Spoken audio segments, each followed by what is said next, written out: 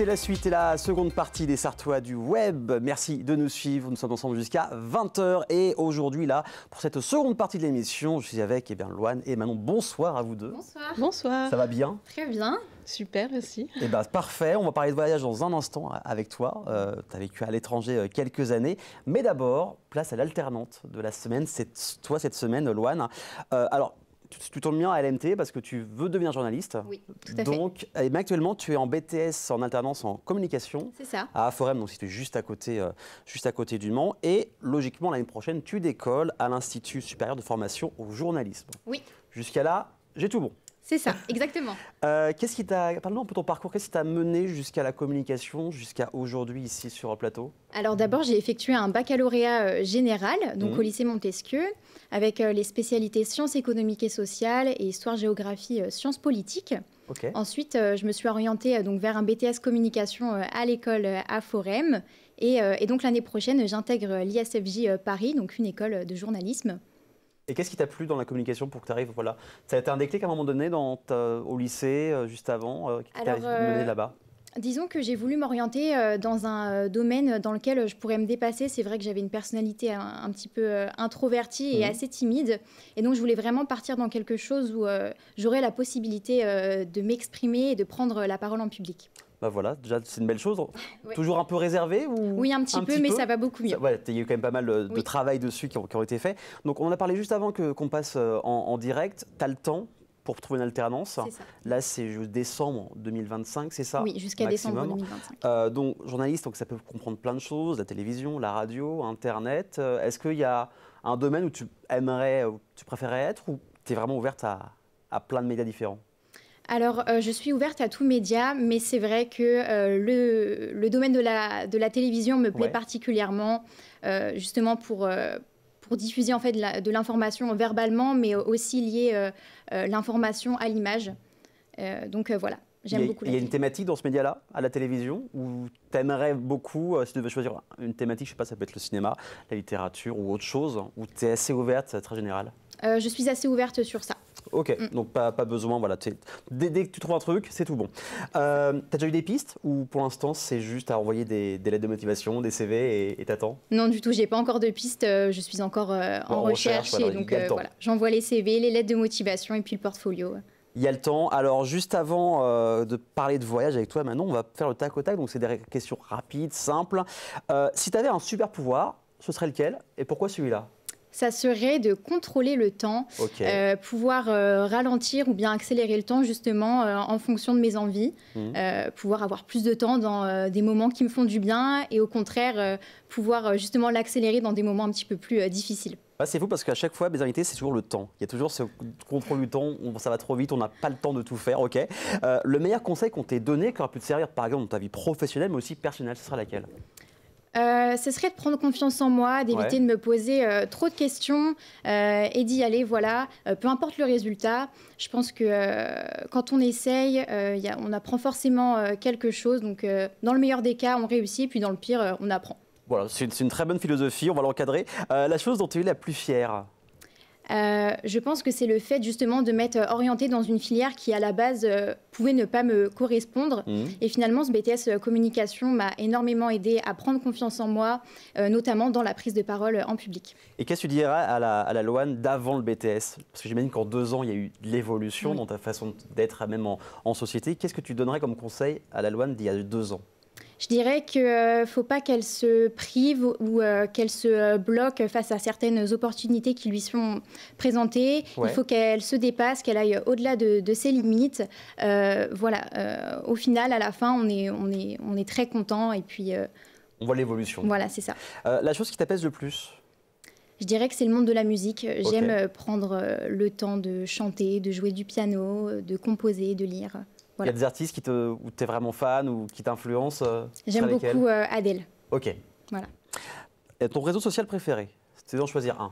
Instagram. Je trouve que c'est le réseau social le plus complet. On peut vraiment facilement interagir avec ses amis et puis aussi voilà, diffuser un peu de sa personnalité à travers des publications, des stories. Donc plein de choses différentes. C'est ça. Alors tu restes avec moi, dans un instant on va parler de toi Manon, mais juste avant, place aux apps de cette semaine où vous allez voir une publicité, même une vidéo sur la flèche de façon assez décalée. Regardez.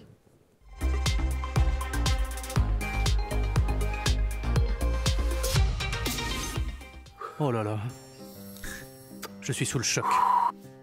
On vient de m'annoncer une mauvaise nouvelle. Il semblerait que je sois atteint du syndrome fléchois. Le syndrome fléchois, c'est quand on ressent l'irrésistible envie de revenir à la flèche. Un jour, une histoire, le siège social de l'ancienne fonderie Chappé. Situé au centre de rue Gambetta, ce bâtiment fait partie du riche patrimoine architectural de la ville du Mans. Construit en 1909 par les architectes Grignier, père et fils, il était à l'origine le siège social de la fonderie Chappé.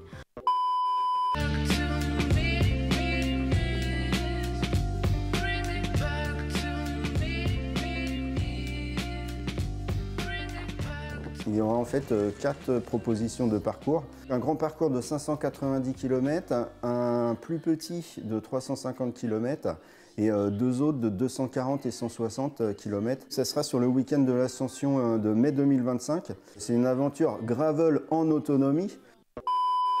Heureusement, les jeunes ne sont pas trop touchés. Une sorte de bulle d'immunité. Pour avoir envie de revenir, encore faut-il être parti. Logique. Bonjour les jeunes. On appelle ça aussi l'effet Jokari, parce qu'on y revient toujours. Toujours ils reviennent, c'est un besoin, c'est vital. Depuis 1992, ce lieu abrite les archives municipales du Mans. C'est ici que sont préservées les traces écrites des mémoires de la ville, un trésor pour les chercheurs et passionnés d'histoire locale. Au cœur du bâtiment, dans une grande salle lumineuse, trône une horloge, vestige du siège social de l'entreprise Chappé. Le gravel, c'est un vélo polyvalent entre le VTT et le vélo de route.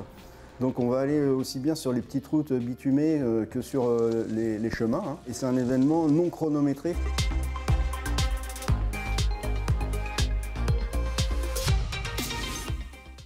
On vous a dit qu'on vous ferait voyager cette année, troisième sartoise du bout du monde pour ce mois-ci, toujours avec Manon. Ça va bien ? Ça va super. Donc on va parler, tu as vécu à l'étranger plusieurs années. Déjà cette envie d'aller ailleurs, de bouger, de bourlinguer, c'était quoi le déclic ?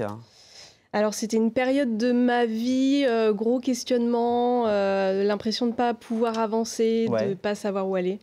Et du coup, voilà, je me suis dit, pourquoi pas faire un truc complètement radical, de partir, et voilà. Donc tout simplement, tu t'es dit, j'y vais, c'est ça ? Ouais, au moment où on se sent bloqué, on dit, mais en fait, là, faut faire un truc, et puis... Faut voir un électrochoc, tout de suite. Ouais, c'est ça.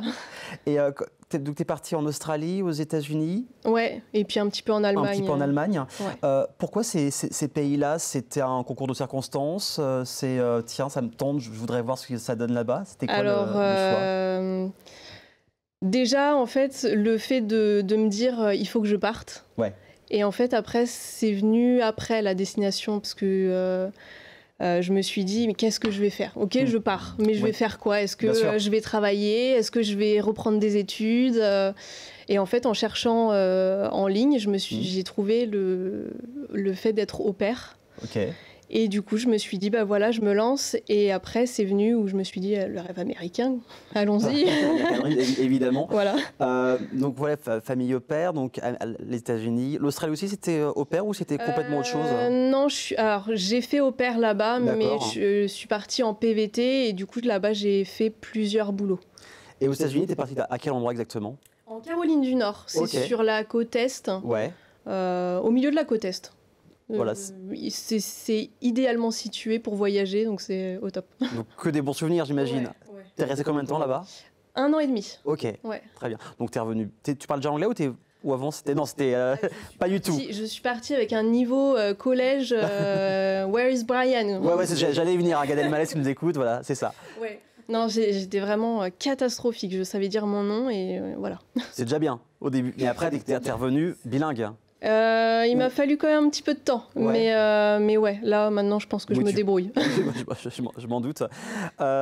C'est vrai que moi j'aime bien poser cette question quand on est à l'étranger. La chose qui t'a plus manqué française là-bas, moi c'est vrai que quand je voyage c'est beaucoup la nourriture, la gastronomie. Ouais. Ce sera ça, puis surtout aux États-Unis. Surtout aux États-Unis, enfin voilà. Là-bas tout est gras, tout est sucré. Oui. Donc la nourriture. Puis c'est vrai que les restos, même quand on veut bien manger à l'étranger, en tout cas aux États-Unis, tout de suite, faut payer. Faut payer cher. Je crois une fois, j'avais vu une bouteille d'eau, je crois que c'était à New York, qui était plus chère qu'une bouteille de cola, quoi. Ouais.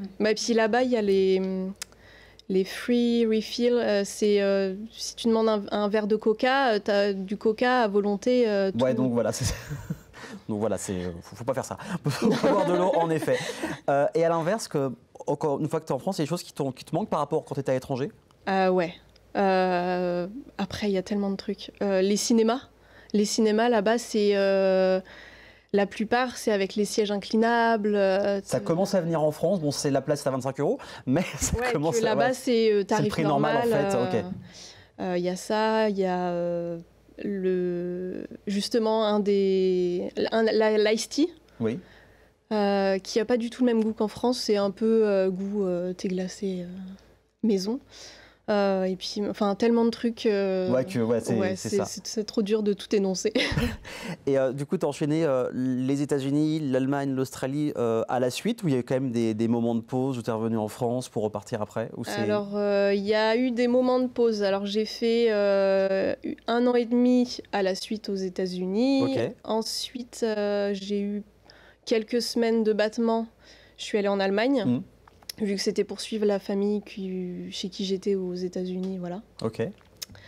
Et après, on n'en parle pas beaucoup, mais il y a le mal du pays quand on va ailleurs, mais il y a le mal du pays quand on rentre. Ah, une sorte de bad mood où t'étais pas bien. Ouais. C'est ça. Donc en fait, on se dit, mais en fait, faut repartir. Ça t'a envie de rebouger. Ouais. Et là, il y a eu une toute petite année entre l'Allemagne et l'Australie. Voilà, où tu es resté du coup. T'es passé par quel site? Par exemple, les gens qui nous regardent, qui nous écoutent et qui voudraient partir à l'étranger, soit un petit peu quelques mois ou voire plus d'1 an, quel conseil tu leur donnerais pour que ça se passe bien, pour bien préparer? Comment tu as préparé toi ce séjour? Alors, pour le fait d'être au pair, peu importe le pays où on va, la chose sur laquelle il faut vraiment se renseigner, c'est la famille dans laquelle on va atterrir. D'accord. Parce que on va y passer tout notre temps, donc c'est hyper important. Et pour le PVT, bien prévoir l'argent de base qu'on... Faut économiser en avant. Voilà, c'est ça. On peut pas arriver les mains dans les poches là-bas, quoi. Oui. Et puis prévoir au moins 3 semaines, je pense que c'est bien, de logement, prévoir tout ce qui est administratif. Pour que ça se passe le mieux possible. Il n'y a pas eu de déboire administrativement parlant sur place? Tout s'est bien passé? Non, j'ai tout bien prévu. Donc c'est ça. Voilà, donc, faut pas hésiter, il faut prévoir bien évidemment son voyage. Donc voilà, le conseil principal, c'est de bien préparer son séjour. Ouais. Bah oui, parce que sinon, après... moi, quand je suis partie au pair, par exemple, j'ai pas du tout choisi ma famille. J'ai un peu pris celle qui me prenait, celle qui acceptait de me prendre, et j'ai pas du tout regardé. Et je suis tombée dans des trucs... j'avais pas compris. La famille, ils avaient un pogona, donc c'est un gros lézard. Mais faut aimer les reptiles, quoi. T'as pas de phobie par rapport à ça, c'est bon? J'aimais pas du tout, mais j'ai appris à aimer. Mais pas le choix, je vais dire. Voilà. Donc non, vraiment bien choisir la famille. Et en tant qu'au pair, les gens, ils essayent de favoriser les lieux, les villes. Ah tiens, j'aimerais bien aller à New York, à Los Angeles. Mais en fait, non, favoriser vraiment la famille dans laquelle on va aller. Voilà. Et après, la ville, après, c'est en secondaire. Puis après, on peut voyager. Oui, bien sûr. Donc, Donc quand tu étais sur place, t'as beaucoup, j'imagine, bougé quand tu étais aux États-Unis ou en Australie, en Allemagne? J'ai essayé.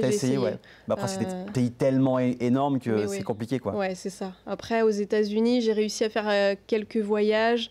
Road trip en Floride, road trip en Californie, la ville de Chicago, New York, Washington, voilà. C'est déjà pas mal, hein? Ouais, quand on y pense. Ouais. Et puis l'Australie, en 1 an, c'est beaucoup trop court. J'ai réussi à faire que la côte est, de Melbourne à Cairns, qui est plus... En même temps, c'est énorme, donc du coup, c'est plus compliqué.